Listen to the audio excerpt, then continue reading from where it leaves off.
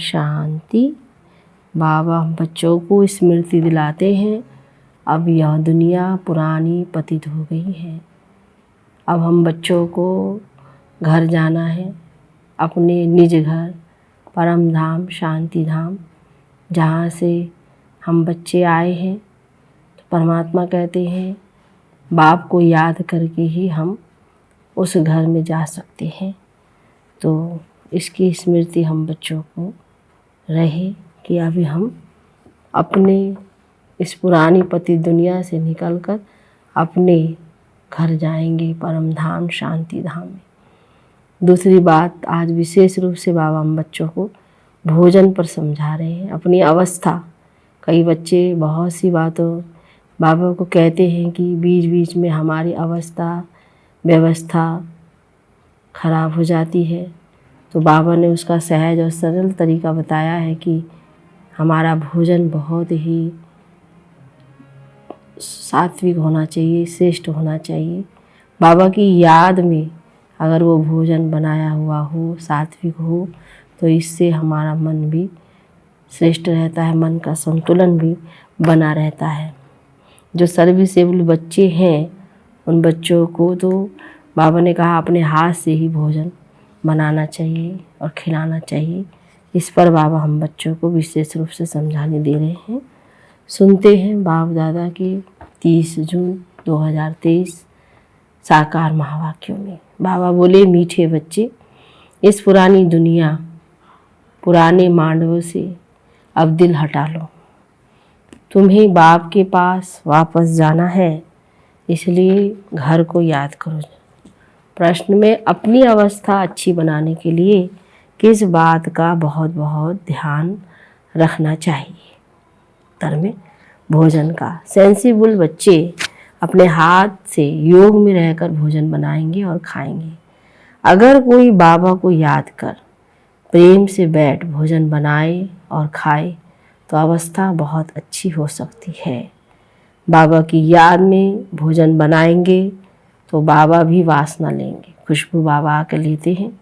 Serviceable बच्चों को बहुत फुर्ती बनना चाहिए। हर प्रकार की सेवा अपने हाथ से करनी है।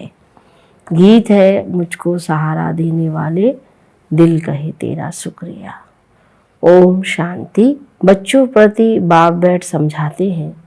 बच्चे जानते हैं हम आत्माएं परम पिता परमात्मा बाप से सुन रही हैं। आगे सत्संगों में तुम ऐसे नहीं समझते थे कि हम आत्माएं परम पिता परमात्मा से सुन रही हैं। यहाँ बच्चे बाप के और बाप बच्चों के सम्मुख हैं। बाप निराकार है और आत्मा भी निराकार है ना। कितने ढेर के ढेर बच्चे हैं, तो यह बाप भी गए और कोई कह ना सके। जो बाप के सम्मुख ब्राह्मण ब्राह्मणियाँ हैं उनको ही बाप बैठ समझाते हैं। तुम जानते हो इस समय सब पाप आत्माएं हैं। यह कोई पुण्य आत्माओं की दुनिया नहीं है। पुण्य आत्माओं की दुनिया सतयुग को कहा जाता है। अभी तुम बच्चों को बेहद का बाप राजयोग सिखला रहे हैं। अब बाप कहते हैं इस पुरानी दुनिया में देह सहित जो कुछ है उनको भूलना है, उनसे वैराग आना चाहिए। ये बेहद का वैराग, बाबा कहता है यह है बेहद का वैराग। तुमको कोई जंगल में नहीं जाना है, रहना गृहस्थ व्यवहार में ही है, परंतु इस पुरानी दुनिया से दिल नहीं लगानी है। यह कलयुग का मांडवा है। इस मांडवे में जब सतयुग था तो देवी देवताओं का राज्य था, उन्हों का पाठ बचता था। अब ये मांडवा पुराना हो गया है। पुण्य आत्माओं की दुनिया सतयुग को कहा जाता है। अभी तुम इन आँखों से जो कुछ देखते हो वह पुरानी चीज ही है। तो ये 84 जन्म पूरे करने हैं, तो इस पुरानी दुनिया से दिल नहीं लगानी है, दिल लगानी है नई दुनिया से। अब तो ये पुराना शरीर छोड़कर हमको वापस जाना है। खुशी रहनी चाहिए, बाबा हमको फिर से वापस ले जाने आए हैं। फिर से हमको स्वर्ग में जाकर पाठ बजाना है। गोया गृहस्थ व्यवहार में रहते ममत्व मिटा देना चाहिए। पुरानी दुनिया को कब्रिस्तान बनना ही है। नाटक के एक्टर्स पाठ पूरा करते हैं तो फिर घर याद पड़ता है। तुम भी जानते हो हम ब्राह्मणों ने 84 जन्मों का पाठ बजाया 84 का चक्र ही कहा जाता है। वर्णों को याद करना पड़ता है। शिव बाबा बैठ फूलों को देखते हैं, इनकी आत्मा भी देखती है और फिर बाबा को भी याद करती है। बाबा ने हमको ये ज्ञान सुनाया है, वही बाप टीचर सदगुरु है। कोई शास्त्र तो हाथ में नहीं है। बचिया भी कहेगी शिव बाबा ने सृष्टि चक्र की नॉलेज दी है, वे आपको सुनाते हैं तो सदगुरु ही याद पड़ेगा। आत्माओं के रूप से बाबा भी याद आता है। सारे वर्ल्ड की हिस्ट्री ज्योग्राफी भी याद पड़ती है। यह भी जानते हो वहाँ हम आत्माएं नंगी रहती हैं। बाप तो सदैव अशरीरी है, बाबा को तो अपना शरीर नहीं है। अभी हमको इस शरीर द्वारा कल पहले मुआफिक शिक्षा दे रहे हैं। बरोबर हम आत्मा हैं, पुण्य आत्मा पाप आत्मा कहा जाता है। पाप व पुण्य परमात्मा नहीं कहा जाता है। सन्यासियों को भी महान आत्मा कहेंगे। अगर परमात्मा सर्वव्यापी हो तो महान परमात्मा कहा जाए। ऐसे तो हो नहीं सकता कि परमात्मा बैठ यज्ञ तप आदि करे। भगत भगवान को ढूंढते हैं तो यह भी ड्रामा के अंदर भक्ति मार्ग की नूंद है। तुमको फिर से 21 जन्म सुख भोग, फिर 63 जन्म भक्ति मार्ग के अंदर चक्र में आना है। तुम जानते हो हमारा पाठ सबसे न्यारा है। हर एक अविनाशी आत्मा को अविनाशी पाठ मिला हुआ है। शरीर तो खत्म हो जाता है। आत्मा कहती है हमने 84 जन्म का पाठ बजाया, अभी हमको पाठ पूरा करके वस्त्र छोड़ना है। इनमें ममत्व नहीं रखना है। आत्मा ही सब कुछ करती है। आत्मा पढ़ती है, कहती है हमने इतना पढ़ा है इन आर्गन्स द्वारा। आत्मा इनसे निकल जाती है तो शरीर को मुर्दा कहा जाता है। आत्मा कहती है मैं अमर हूँ। तुम्हारी बुद्धि में अभी रहता है। बरोबर इस बेहद के ड्रामा में हमारा 84 जन्मों का पाठ है। अनेक एक्टर्स भिन्न भिन्न धर्म के हैं। भारत की बड़ी भारी महिमा है। क्रिश्चियन लोगों को भी भारत के लिए रिगार्ड है। समझते हैं भारत ही प्राचीन है। उस समय क्रिश्चियन नहीं थे, परंतु वह सिर्फ कहने मात्र कह देते हैं कि भारत प्राचीन था, जानते नहीं हैं।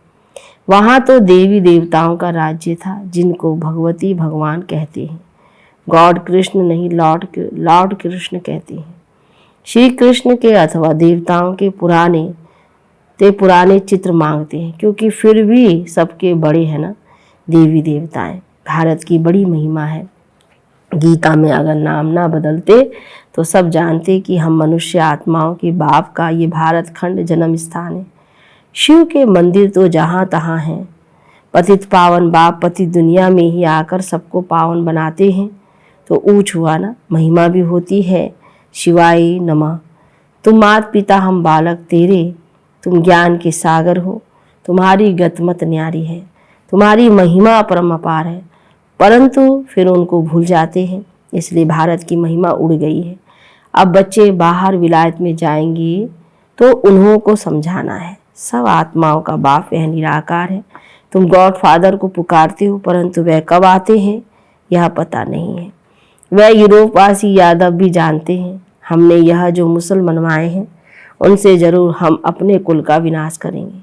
महाभारत लड़ाई मशहूर है, सामने मौत खड़ा है। भारत प्राचीन है तो उसके मददगार भी बहुत बनते हैं। समझते हैं भारत बहुत धनवान था, इतना तो खजाना था जो बाद में मुसलमानों ने हीरे मणियाँ आदि ले जाकर कब्रों में लगाई है। बच्चे जानते हैं बरोबर भारत में देवी देवताओं का राज्य था। अभी हम फिर से वे राज्य ले रहे हैं। सिवाय योग बल के कोई विश्व का मालिक बन ना सके। क्रिश्चियन लोग हैं एक ही धर्म के, फिर भी आपस में लड़कर अपने कुल का विनाश कर देते हैं। यादव कुल वाले मुस्लिमों द्वारा आपस में लड़ते हैं। ये जानते हैं कि वंश से सारी दुनिया ही उड़ जाएगी, हम राज्य कर नहीं सकेंगे। तुम जानते हो 2 बंदर लड़ेंगे, मक्खन बीच में हमको मिल जाएगा। तुम पुरुषार्थ कर रहे हो। अब तुम बच्चों को इस पुरानी दुनिया से वैराग आना चाहिए, क्योंकि जानते हैं यह सब खत्म होने वाले हैं। तो याद एक बाप को करना है। एक बाप ही हम बच्चों को इस पुरानी दुनिया से निकालते हैं। एक बाप को ही याद करना है। कब्रिस्तान को क्या याद करना है? कब्रिस्तान खत्म हो फिर परिस्तान बनना है। नहीं तो सतयुग में इसी ही भारत में हीरे जवाहरातों की खानियाँ थी। अब तो सब खत्म हो गई है। बच्चों ने साक्षात्कार किया है कैसे विमानों में सोना आदि ले जाते हैं, कैसे ले आते हैं, वे सृष्टि ही नई बन जाएगी। बाबा कहती वो नई दुनिया बन जाएगी। वहाँ कितने अच्छे अच्छे फल फूल होते हैं, हर चीज़ वहाँ अच्छी होती है, गंध करने व दुख देने वाली कोई चीज़ होती ही नहीं, इसलिए उनको स्वर्ग कहा जाता है। तो अब एक ही साजन सब सजनियों को ले जाने आए हैं। शरीर तो सबके यहाँ खलास हो जाएंगे। ये होलिका आदि सब यहाँ के उत्सव है, परंतु उनके महत्व का यथार्थ किसको पता नहीं है। रक्षाबंधन का भी उत्सव है, रावण को जलाने का भी उत्सव है। बाबा ने समझाया है सारी सृष्टि इस समय रावण का घर है, सब शोक वाटिका में है, कितने दुखी हैं, तो सबसे ममत्व मिटा देना चाहिए। अभी हम वापस घर जा रहे हैं, घर को ही याद करना है। सतयुग में जब शरीर बूढ़ा होगा तब समझेंगे अब ये पुराना शरीर छोड़ नया लेते हैं। अभी तुम समझते हो हमको वापस जाना है, इसलिए देह अभिमान छोड़ना है। दुनिया इन बातों को नहीं जानती है। कह देते आत्मा सो परमात्मा, परमात्मा सो आत्मा। बाप समझाते हैं यह झूठ है। अगर भगत ही भगवान है तो फिर भगवान को क्यों याद करते हो। पतित पावन तो एक निराकार बाप गाया हुआ है। कहते हैं मुझे पतित दुनिया में आना पड़ता है, फिर उनको और तुम सब बच्चों को पावन बनाता हूँ। फिर इनको और तुम सब बच्चों को पावन बनाता हूँ, सारी दुनिया को पावन वापिस ले जाता हूँ। वहाँ परमधाम में सब आत्माएं, बाबा कहते पवित्र ही रहती हैं। यहाँ सब सतो रजो तमो में पास कर अंत में पतित बन पड़ी है। यह है सबका अंतिम जन्म। लक्ष्मी नारायण भी अब अंतिम जन्म में है। पतित पावन एक ही बाप है। इस सृष्टि चक्र को समझना बहुत सहज है। माताएं भी इस गोले पर अच्छी रीति समझा सकती हैं, तो इसमें सिर्फ बुद्धि की समझ चाहिए। चित्र पर समझाना बहुत सहज है।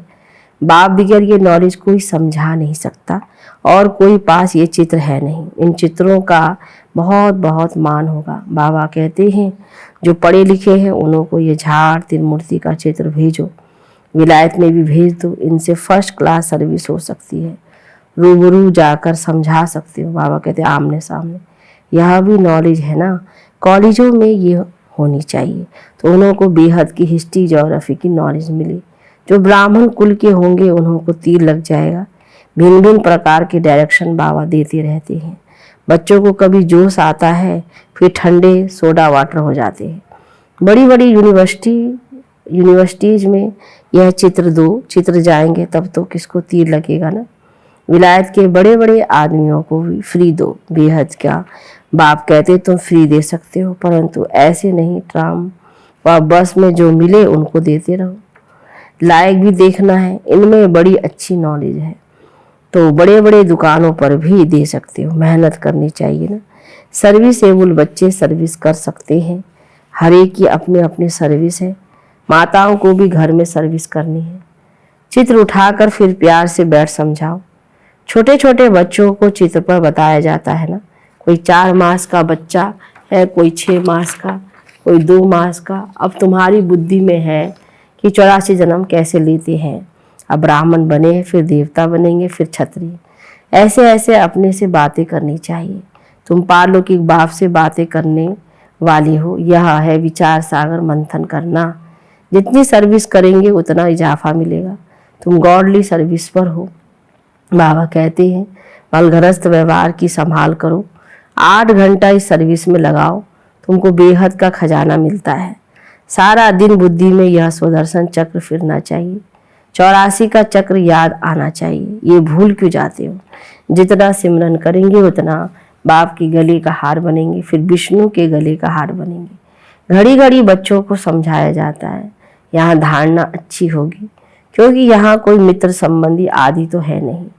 सर्विसेबल वह जो सारा दिन सर्विस में लगा रहे। बाबा की मुरली सुने, रिपीट करे, नोट करे।